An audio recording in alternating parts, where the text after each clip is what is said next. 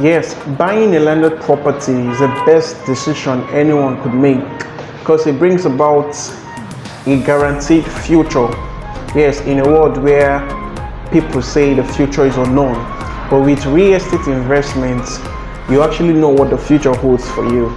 Though there are risks involved in getting a property, a land, but this risk can actually be controlled, it can actually be managed. Now, how can you manage these risks involved in getting a property? First of all, is by going through a renowned rectors and consultant that can put you through the process. Yes, another thing is you doing your due diligence before getting a property in that said environment. So today we are going to be looking at few things to consider before getting a property, a landed property, before investing, before putting your money down for commitment for that property. What are the few things you need to consider? Now, the first thing you need to consider is the location. Now, the location of that property is a major thing to consider too. Now, the location has to do with the environment. What is happening in that environment? What is the prospect of that environment? What is the returns like in 2-3 years time from now? What are the major developments around that environment, the landmarks? What's ongoing in that place? So those are something to look at too. Now, the second thing to look out for is the topography of the soil. Now, what is the topography? What the type of soil? Is it that the soil absorb water? Now, those are things to consider. After knowing the topography of the soil, if it's dry, if it's 100% dry, 80%, 70%, now you can now move on to the next thing to consider. That's the third thing to consider. The third thing to consider is the purpose which the land will be used for. That's another important thing to consider before investing your money. Now, most people want a property, they want to build, they want to buy and build now. So the location and the purpose of the land goes hand in hand. Now, if you want a property that you want to start building now, there are certain places that has been designated for that kind of purpose. Now, if you want something for future investment, the location too also matters. Now, we move to the fourth one. The fourth thing to consider is the proximity to the good access road. Does the place have a good road to access the land?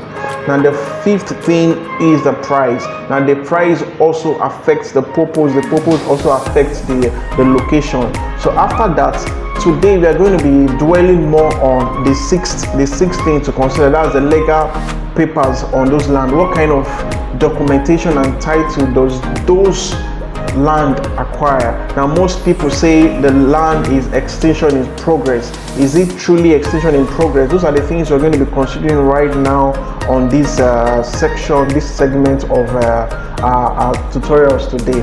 Now, we are going to be looking at different types of land today. Now, we have two types of land as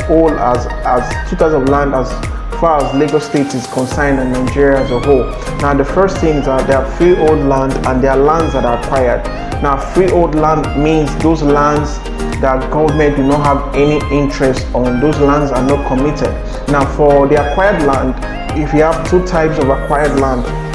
For the acquired land, we have two types. We have the committed and we have the ones that fall under the general or the global acquisition land.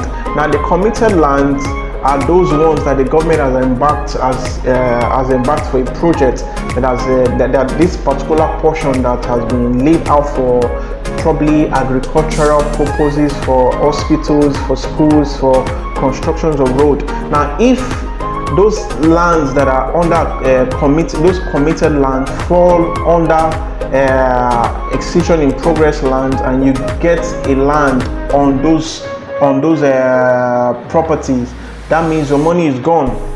The government will never release those portion of land to whosoever the person is.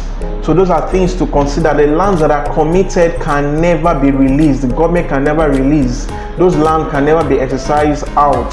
So under the lands that can be exercised out are those that falls under the general or global acquisition. Now those lands are under acquisition, but they are not committed for a particular project, for a particular, they have not been mapped out for a particular works. So those are the ones that the government can now release as an extension to the people. So if a land has extension in progress, what you should be asking for the file number. Now if the extension number has actually, so from there you cannot take the survey to chart the land, if the land is actually what it said it is, that it has been committed. So the coordinates can be given. You can request for a coordinates, yes, of those lands to be given to you. So we are going to be very fast. So another thing to protect yourself from any unforeseen contingency that can happen in the nearest future is, another thing is to request for a contract of sales. I know this might be new to everyone. Contract of sales, on the contract of sales, there's an indemnity clause that covers, it's like a clause that it covers that, okay, in the event of a revoke in title, or in the event of a default in the whole process, what is going to happen? Are you going to be refunded? So after going through the contract of sales, that also covers you. If you are okay with the contract of sales, you can actually seal it and then sign on it. So that's a way of covering yourself too with the company, whosoever you're buying from. So always request for a contract of sales, the deed of assignment, and other documents, so you can get covered for it. So just join us in our next section so you won't get it wrong when it comes to investing in real estate. Now, real estate remains the secure and the most valuable investment you can ever think about. Remember, the future only belongs to those who wake up early to start investing now. Thank you. This is boukoruandyebiton once again. Have a wonderful day.